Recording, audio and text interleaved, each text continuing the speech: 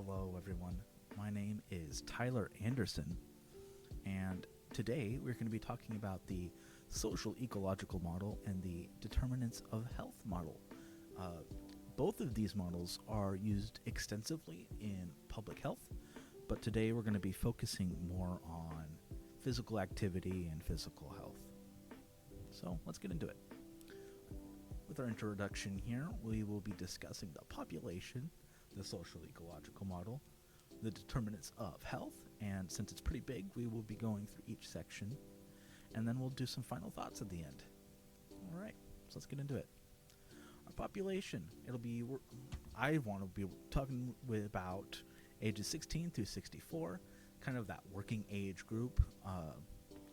In this case in particular, I want to be focusing on American household owners and people who work in offices, people that typically live in a sedentary lifestyle. So here we have the social ecological model. We've got public policy, community, institutional, interpersonal, and individual. So we talked a little bit about public policy and community in my last video, which I will link later if you haven't seen it yet. It was primarily discussed through built environments, but the public policy section goes a lot deeper than that. As shown on the image on the screen, public policy is the first barrier or opportunity that can and will prevent individuals from being healthy. So, for example, a public policy could mean, not having sidewalks in your neighborhood, or, it can go as far as meaning war. It'd be hard to go on a daily walk with your spouse in the middle of a war zone. But public policy can often be tied with community.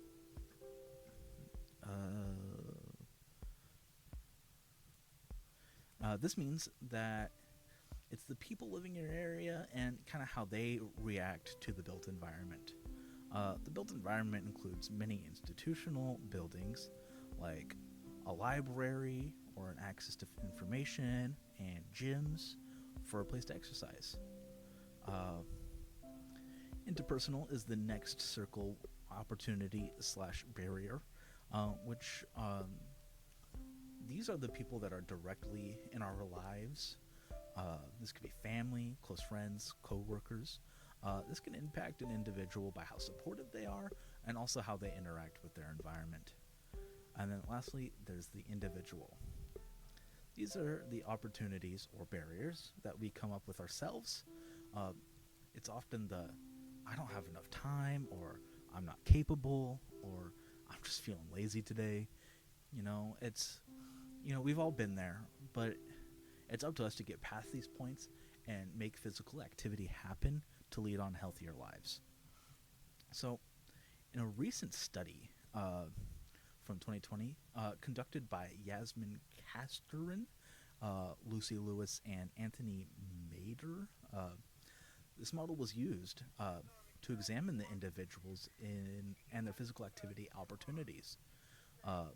In the end, along with many other findings, it was shown that a traditional office, there was minimal opportunities to complete physical exercise. That's unfortunate because these people spend a lot of their waking hours at work.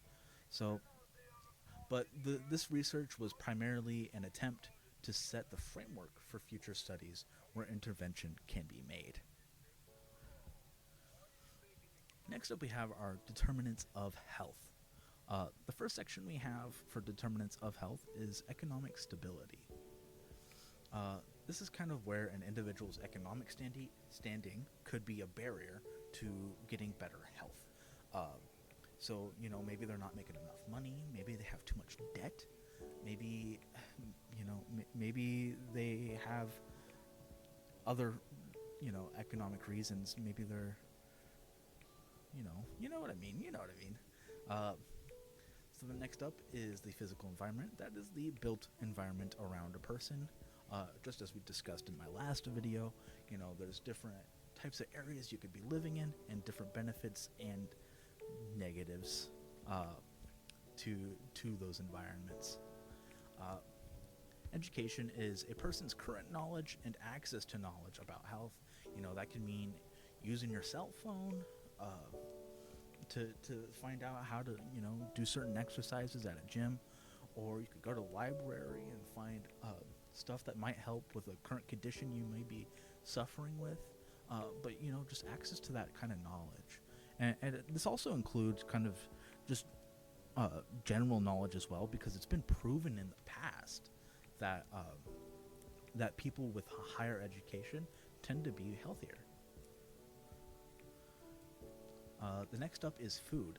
That can be food security and access to healthy food options.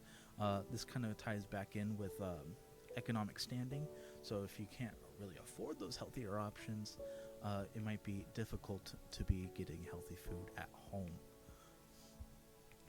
Next, we have community and socialization.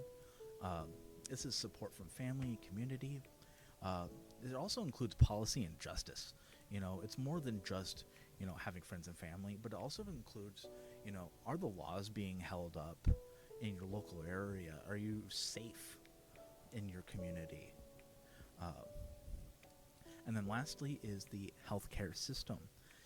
This can be your health coverage, your quality of care. This also could be a barrier through drug use and how your current health is standing.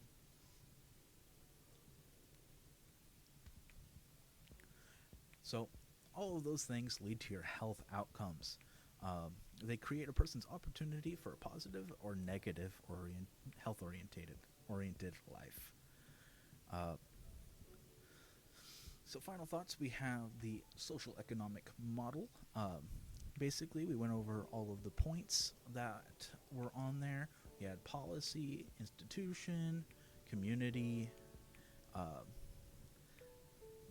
interpersonal was the one, I forgot that name, and then of course individual. And how all of those things in one model can be affecting a person's life for physical activity. And then of course we also have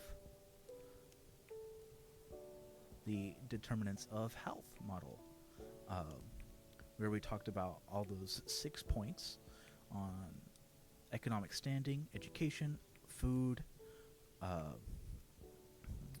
care, like quality of care, and let's just go back a slide to look. And of course your social and community context. My apologies. And that's really all I have to say for today. So, here are my references. You can give a pause here to take a look at what I found. And overall, thank you for watching.